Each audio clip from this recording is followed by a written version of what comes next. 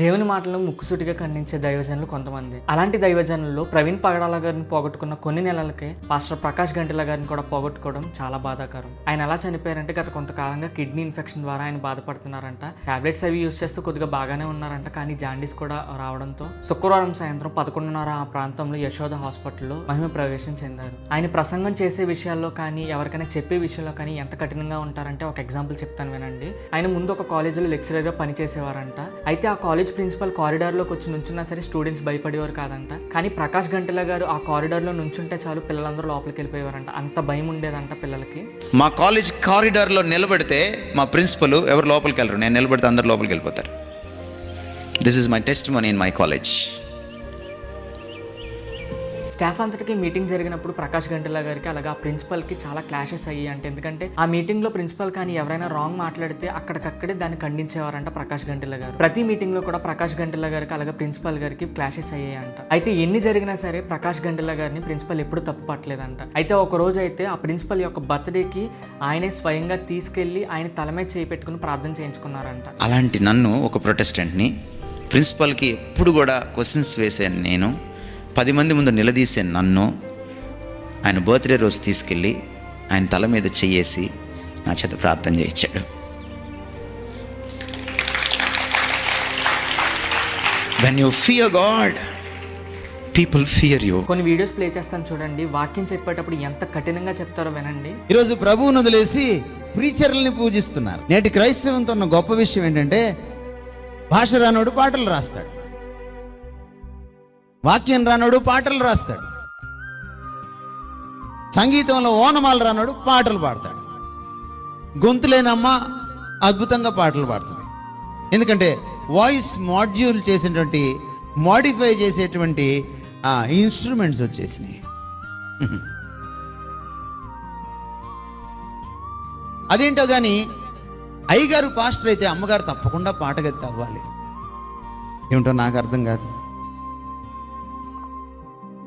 పేతురు భార్యకి పాట పాడే వరం ఇచ్చాడే దేవుడు, యాకోబు భార్యకి ఇచ్చాడా? ఏమండి ఆటోమేటిక్గా అలా ఎలా వస్తుందండి?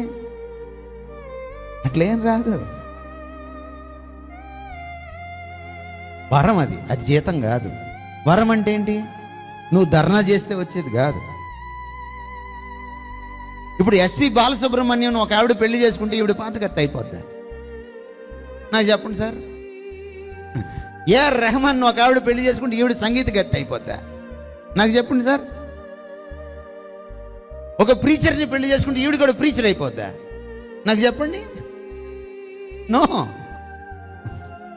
అలా జరగదు.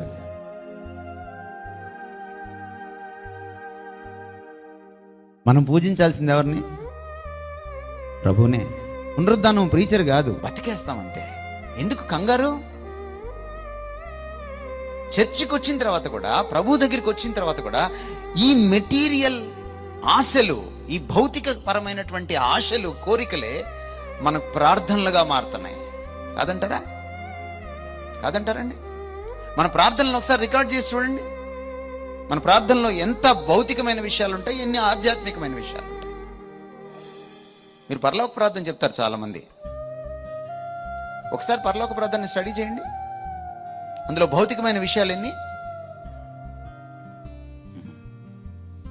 ఒక్కటే, నేడు మాకు మా అనుదిన ఆహారము ఒక్కటే, మిగిలిందంతా నీ నామం పరిశుద్ధపరచబడును గాక, నీ రాజ్యము వచ్చును గాక, నీ చిత్తము నెరవేరును గాక. ఫోకస్ అంతా ఆయన మీద. ప్రార్థనలో మన ఫోకస్ నా బిడ్డకు పెళ్ళవును గాక, మా ఆయనకు ఉద్యోగం వచ్చును గాక, ఏమండి నేను అమెరికా వెళ్తును గాక. Is it not materialism?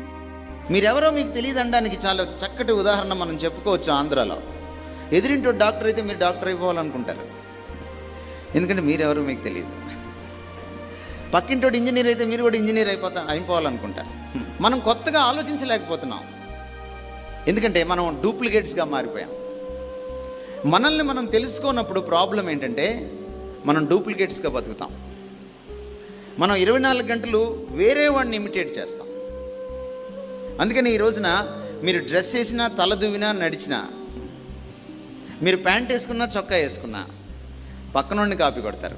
వాడెవడిని copy కొట్టాడంటే వాడు నిన్ను కాపీ కొడతాడు. వెనకటికి ఒక ఆయన గడియారం షాప్ నడిపేవాడట.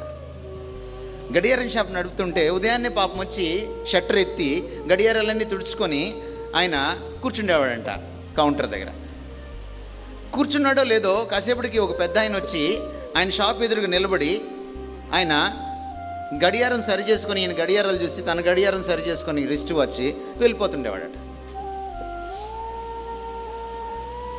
సరే, ఇలా చాలా కాలం జరిగిన తర్వాత ఈయనకి కొంచెం కుతూహలం ఎక్కువైంది, ఇంట్రెస్ట్ ఎక్కువైంది. ఎవరైనా రోజు నా షాప్ దగ్గరికి వస్తాడు, గడియారం సరి చేసుకుంటాడు, వెళ్తాడని. ఒక రోజున ఆయన వచ్చినప్పుడు వెళ్ళి పలకరించాడట. ఏమయ్యా, ఎవరు మీరు? రోజు నా షాప్ దగ్గరికి వచ్చి గడియారం సరి చేసుకుంటున్నారు. ఏం లేదండి, ఈ పక్కనే ఒక ఫ్యాక్టరీ ఉంది, అక్కడ సైరన్ మోగించాలి, నేను టైం కీపర్ని. అక్కడ నాకు టైం సరిగ్గా లేకపోతే సమయానికి నేను సైరన్ మోగించలేను. రోజుకి ఇన్నిసార్లు సైరన్ మోగించాలి, అందుకని రోజు వచ్చి సరి చేసుకుంటా ఉంటానండి నా వాచ్ని, కరెక్ట్గా ఉందో లేదో. అయ్యో అవునా అన్నాడు. ఏంటి సార్ అలా అయిపోయారా అన్నాడంట. ఏం లేదు, ఆ సైరన్ మోగినప్పుడు నేను నా వాచ్లు కరెక్ట్ చేసుకుంటా ఉంటాను అన్నాడు. ఈరోజు యువత అట్ట తయారయ్యారు.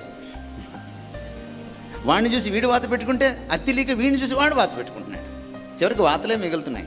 ఇలాంటి దైవజనులు మనం పోగొట్టుకోవడం చాలా బాధాకరమే. ఇలాంటి వారు మరింత ముందు దేవుని సేవలో వాడబడాలని మనం అందరం ప్రార్థిద్దాం. ప్రకాష్ గంటిల గారి కుటుంబం కోసం, ఆయన చేస్తున్న పరిచయాల కోసం ప్రతి ఒక్కరూ ప్రార్థిద్దాం. Praise the lord.